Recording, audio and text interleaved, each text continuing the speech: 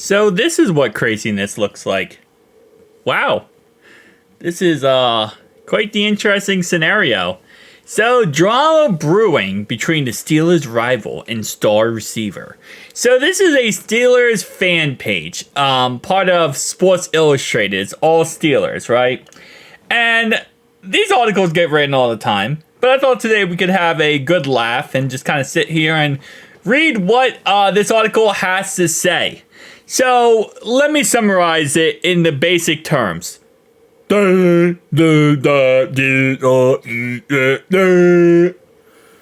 like the most basic terms I can summarize it in. So the whole point of this article is to say that the Bengals are having problems. They're falling apart. They're collapsing. Tee Higgins isn't at minicamp. There's no way Joe can ever survive this. Joe got paid way too much money, and therefore, the Bengals can't pay anyone. Yeah, and also that Jamar Chase was at training camp, mini camp, but at the same time, he hasn't gotten the contract extension, so he's upset. It's pretty much just Chicken Little, the sky is falling. And they ended off, right, with the most beautiful statement of all time. And I want to skip forward to that because, yeah, to the point the story has been hammered that Cincinnati Bengals will not be trading Tee Higgins. Well, thank you for saying that, but then you finish it off with a stupid take. So let's go ahead and say this.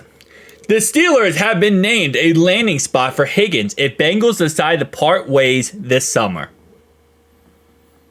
Okay, if he hits free agency and you pay him the biggest bag of all time, I think he probably would go to the Steelers. That's beside the point. But what won't happen is this one. The only issue, if this Bengals decide to part ways, right? And this is if he hits free agency. But they're not talking about if he hits free agency. They're talking about if we traded him. The only issue would likely come down to compensation, as Pittsburgh has not made a move for a star receiver that will require a massive extension and a first-round pick to receive. Meaning that they would have to trade us a first-round pick and give him a max extension. If the price lowers and Cincinnati somehow opens up to trading their wide receiver 2 within the division, Higgins would be viewed as an excellent matchup to work alongside George Pickens and Calvin Austin within the Steelers' offense.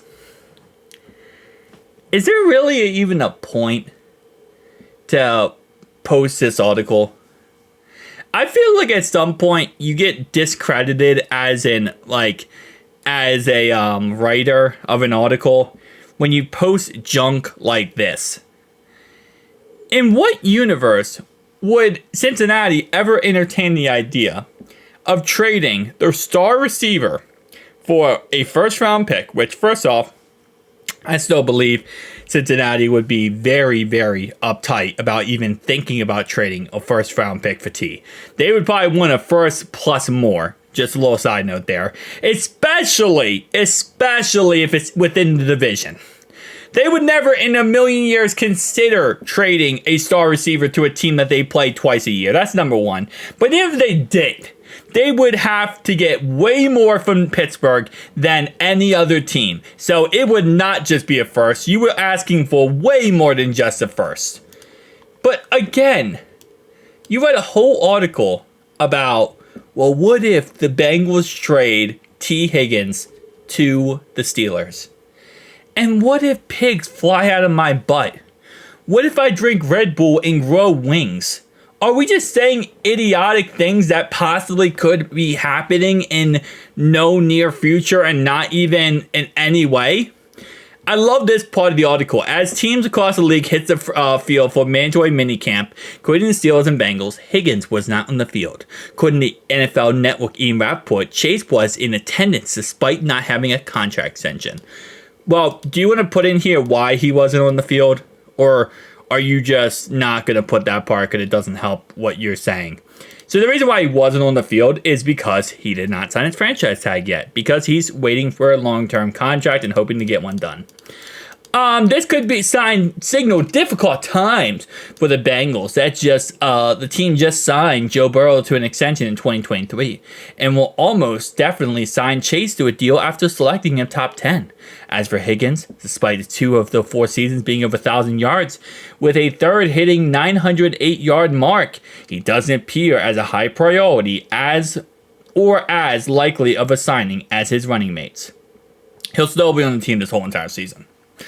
Doesn't matter. And if they want to, they can franchise tag him next year and pay him $25 million for 1 year and keep him on the squad for the foreseeable future. No matter what way you sugarcoat this, spin this, or put this in any way, the Steelers are not going to get the guy. We're not going to give you Tee Higgins. We're going to do everything possible to make sure he does not show up in Baltimore or Pittsburgh or Cleveland. Like, this is not going to happen. You guys write articles about this? Like, really? I feel like this guy should be fired. You work for Sports Illustrated, and you posted articles about how Tee Higgins might become a Pittsburgh Steeler. I might become a Pittsburgh Steeler. I'd be a great wide receiver for the Pittsburgh Steelers. Every time I play the Bengals, I would just drop every single pass.